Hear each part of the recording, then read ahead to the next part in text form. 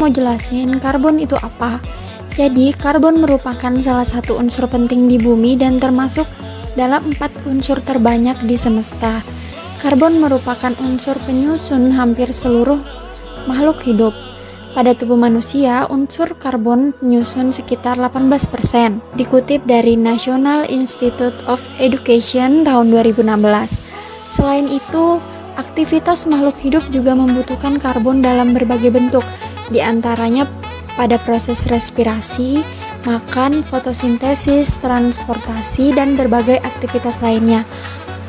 Proses perpindahan karbon dalam berbagai proses disebut dengan siklus karbon.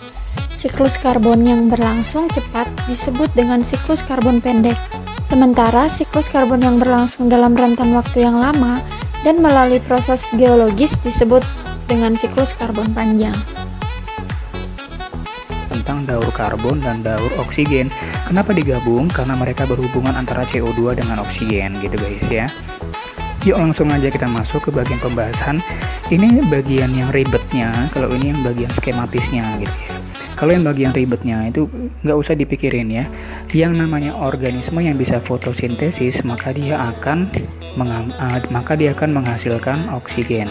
Itu ya, kayak alga laut. Alga itu kan dia punya pigmen fotosintetik sehingga dia bisa fotosintesis dan dia bisa melepaskan oksigen melalui proses fotosintesis. Sama juga dengan tumbuhan. Ini ada tumbuhan, dia bisa fotosintesis sehingga dia melepaskan O2 gitu ya. Nah, tapi dia juga bisa menarik CO2 dari atmosfer untuk apa? Untuk bahan fotosintesis. Fiksasi CO2 untuk apa? Mengikat CO2 di atmosfer untuk proses fotosintesis. Sama ini juga sama. Alga laut itu bisa melepas O2 dan juga mengikat CO2 untuk proses fotosintesis. Nah, tumbuhan, kemudian hewan, manusia ini bisa dari komposisi ini kurang ya panahnya ya. Ini tumbuhan herbivore, manusia bisa mati kemudian dibuat menjadi jasad mati. Kakak tambahin ya, ini herbivore ke sini ya, jasad mati manusia juga. Nah, itu bisa digunakan untuk sebagai sumber senyawa karbon di alam dan nanti bisa digunakan sebagai bahan bakar fosil gitu ya. Nah, ini tumbuhan akan menghasilkan O2 dan O2-nya akan dipakai oleh hewan dan manusia.